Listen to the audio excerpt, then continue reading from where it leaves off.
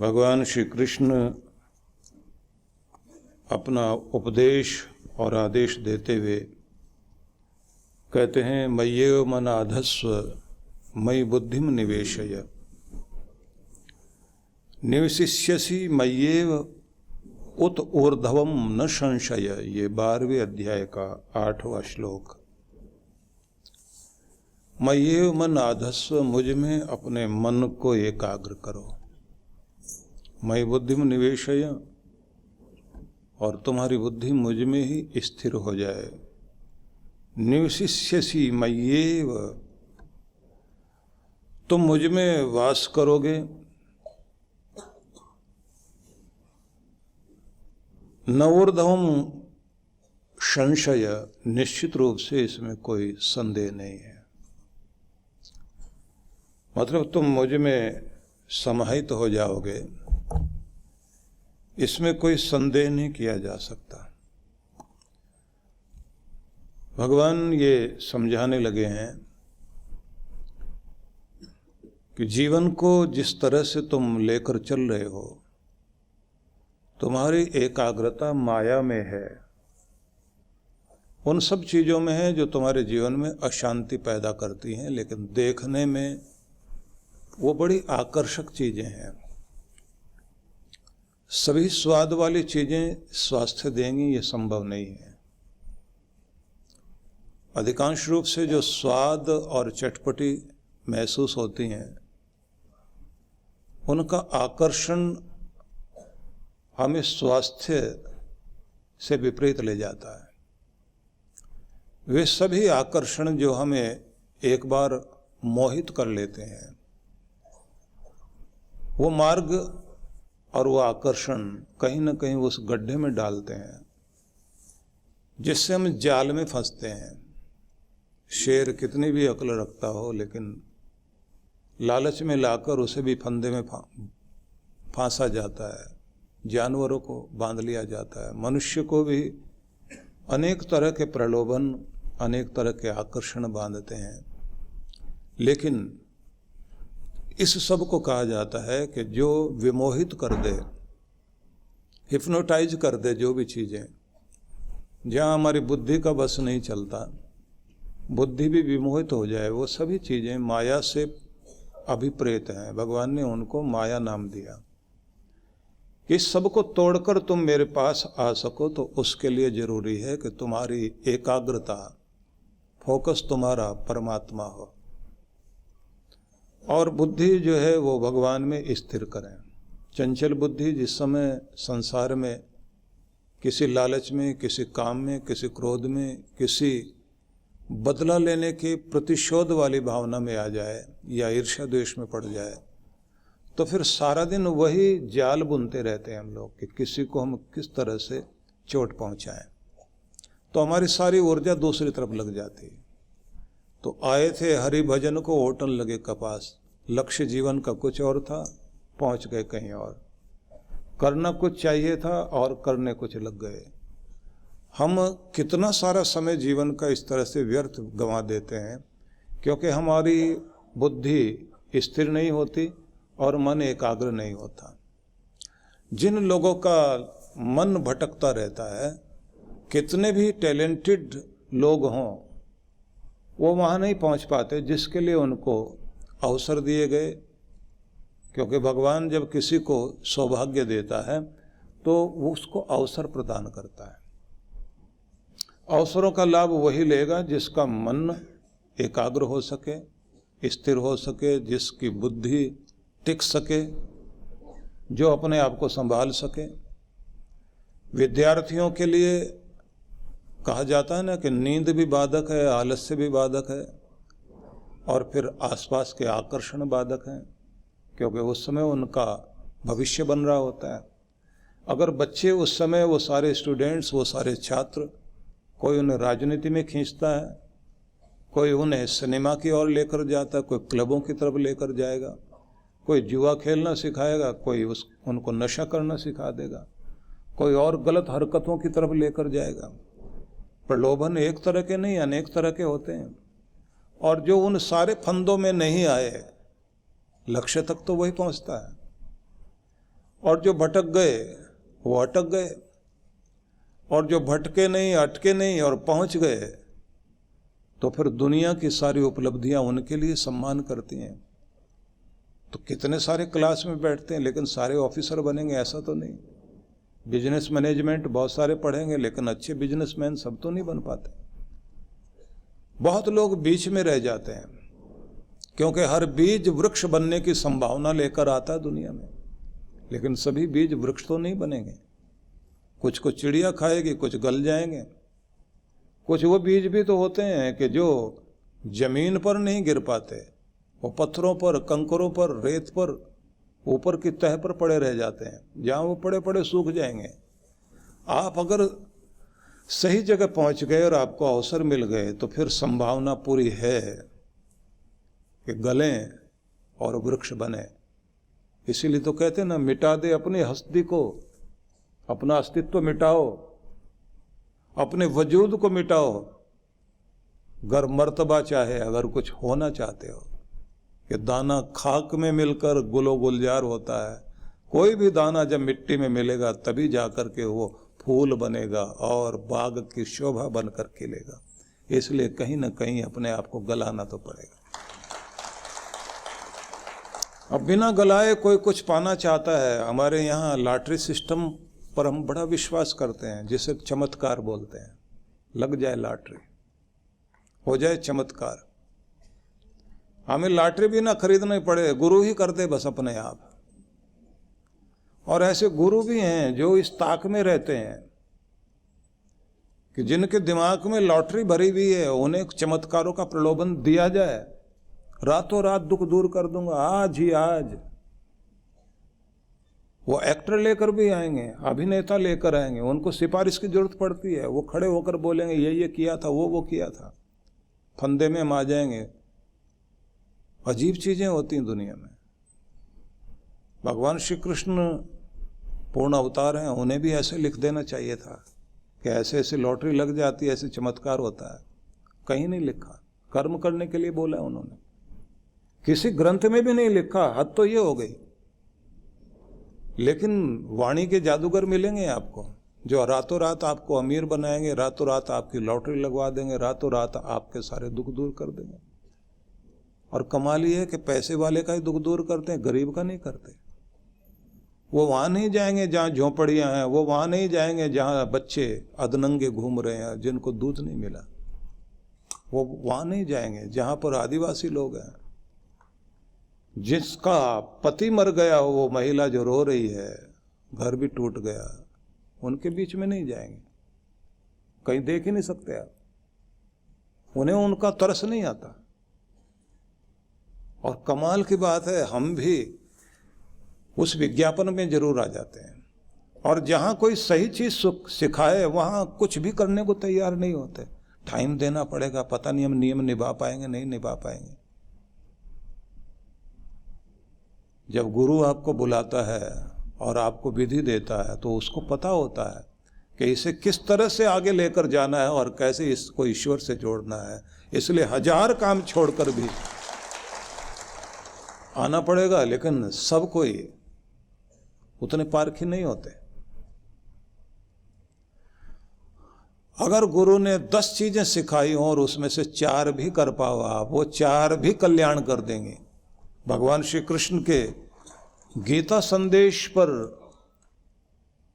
कुछ पुराणों में बड़ा अलग ढंग से उल्लेख आया कि तुम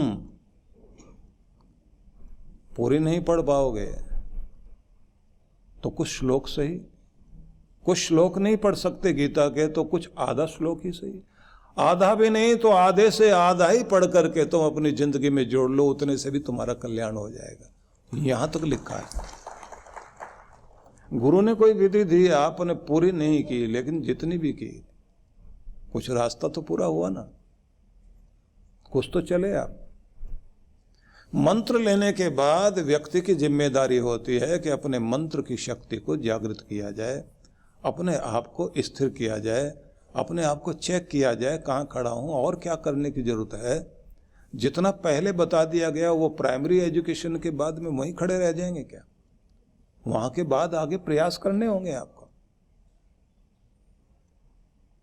भगवान श्री कृष्ण ने 12वें अध्याय में गीता के एक अलग तरह का कि ये नहीं कर सकते तो ये नहीं तो ये नहीं तो ये, यहां नहीं तो यहां पहुंचो, ऐसे करो। गुरु भी ऐसे ही, क्योंकि कृष्णम वंदे जगत गुरु, भगवान श्री कृष्ण तो जगत गुरु, और उन्होंने तो यहां तक कर दिया। गीता पढ़े आप कि तुम्हारा स्वभाव अगर सेवा वाला है, तुम कर्म के पुजारी हो, तो कर्म के माध्यम से ईश्वर की तरफ आओ। और अगर तुम्हें सेवा और कर्म पसंद नहीं आता, ज्ञान और तर्क की बात समझ में आती, तो ज्ञान के मार्ग पर आओ, मैं तुम्हें इस मार्ग से भी लेकर चलूंगा। और अगर ये भी नहीं समझ में आता, तुम्हें गाना बजाना, झूमना, गीत गाना, उसका नाम स्मरण करना यही समझ में आता, तो इस मार्ग से आओ। तुम क्षत्रिय स्वभाव वाले हो, मरने मिटने की बात करते हो कि क्या मिटाना पड़ेगा, क्या गलाना पड़ेगा, क्या कुछ हमें आहुति देनी पड़ेगी। का अगर इस स्वभाव के व्यक्ति हो, जीतना पड़ेगा, क्योंकि क्षत्रिय व्यक्ति जीतने पर विश्वास रखता है।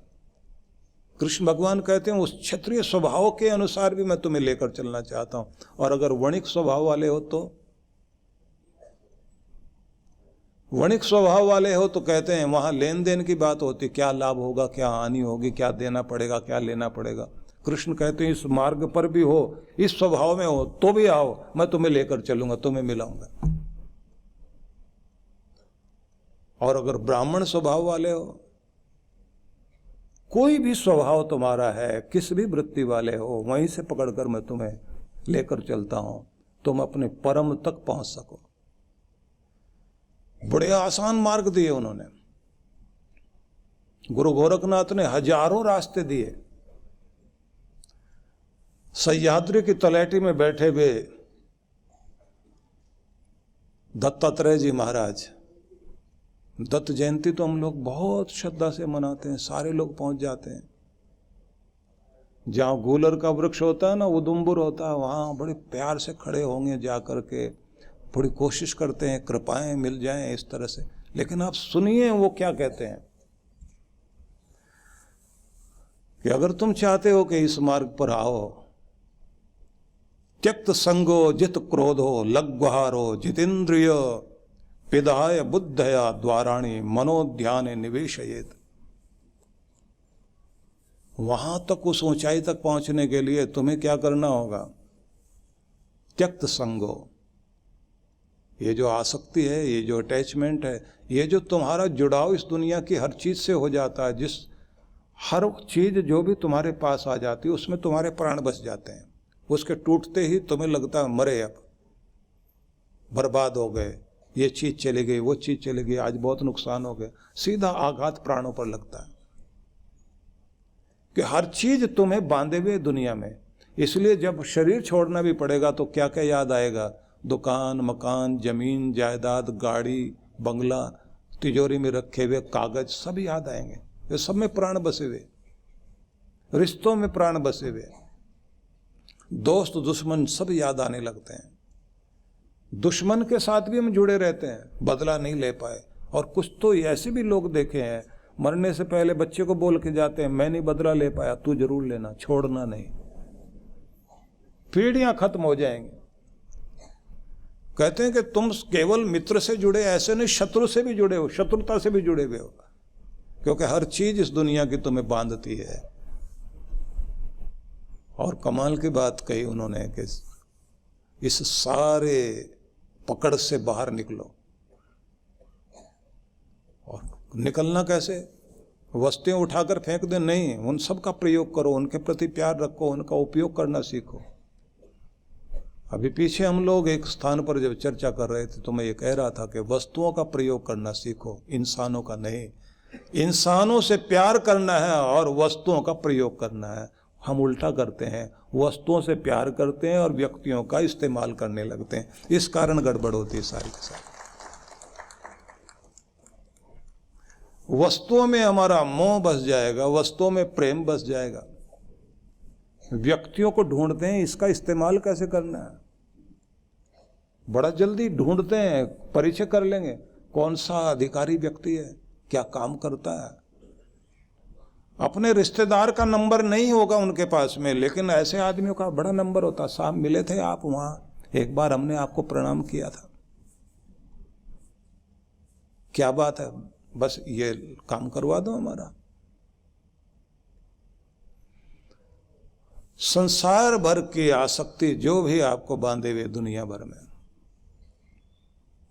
वो कहते हैं तुम्हें आगे बढ़ने नहीं देते, और जबकि तुम इस संसार रूपी सरोवर में कमल की तरह खिलने के लिए आए थे। भगवान कृष्ण ने दो ही अद्भुत उदाहरण दिए हैं, एक तो जनक राज का और एक कमल का। या तो कमल की तरह या फिर जनक विदेह की तरह रहो। राज दरबार में बैठकर भी, नाच रंग देखते देखते भी, रेशम के सुंदर वस्त्र पहनते हुए भी वो सबसे ऊपर उठे हुए। सुखदेव महाराज को व्यास ने भेजा था कि जाओ उनसे शिक्षा लो। बड़े विचित्र रूप थे उनके कि उनके द्वार पर जाकर खड़े हैं और वो देख रहे हैं कि ये व्यक्ति जो भोगी है वो मुझे मुक्ति का मार्ग, भक्ति का मार्ग सिखाएगा। देखने में तो नहीं लगता। जिसके सामने नाच रंग चल रहे हों और जो सिंहासन पर बैठा हो और जो किसी का न्याय करते हुए किसी को मृत्यु की सजा देता हो और किसी को मुक्त कर रहा हो, लगता तो नहीं कि ये कोई साधक हो सकता है। और एक बड़ी मजे की बात तो यह है कि आपकी साधना वन में नहीं परखी जाती, इस दुनिया में परखी जाती है। वहां सत्य का प्रयोग करिए आप, क्योंकि वहां झूठ बोलने के लिए कोई है ही नहीं। वहां निर्लोभ होकर आप बैठे मिलेंगे जंगल में, क्योंकि वहां लालच करने के लिए कहीं कोई मौका ही नहीं है। वहां आप जितेंद्रिय महसूस होंगे, क्योंकि वहां पर काम विकार जागने की स्थितियां नहीं है। आपको लगेगा कि हम लोगों ने तो अपने को जीत लिया, लेकिन परीक्षा कहाँ होती? दुनिया में। जहां आपको भड़काया जाए और आप भड़के नहीं, जहां आपको ललचाया जाए आप लालच में नहीं आए, और जहां आपको गुस्सा दिलाया जाए और आप गुस्से में ना आए, और जहां आपकी तारीफ करके आपको फुलाया जाए और आप फूले नहीं, और जहां लोग निराश करने वाले आपको मिल जाएं और आपका उत्साह टूटे नहीं, और जहां आपकी भक्ति को हिलाने वाले लोग खड़े हुए हों, उसके बाद भी आपकी माला नहीं छूटे, तब पता लगता है कि अब आपकी भक्ति सफल हुई। महल की रंगीनियों के बीच सिंहासन पर बैठे हुए विदेह जनक जैसे सहज हैं, कृष्ण भगवान जिस प्रकार का जीवन जीते जीते और एकाएक छोड़कर सब और 12 साल के लिए तप करने के लिए चले जाएं और 1 वर्ष तक केवल बेर खाते हुए तपस्या करें बद्रीनाथ में।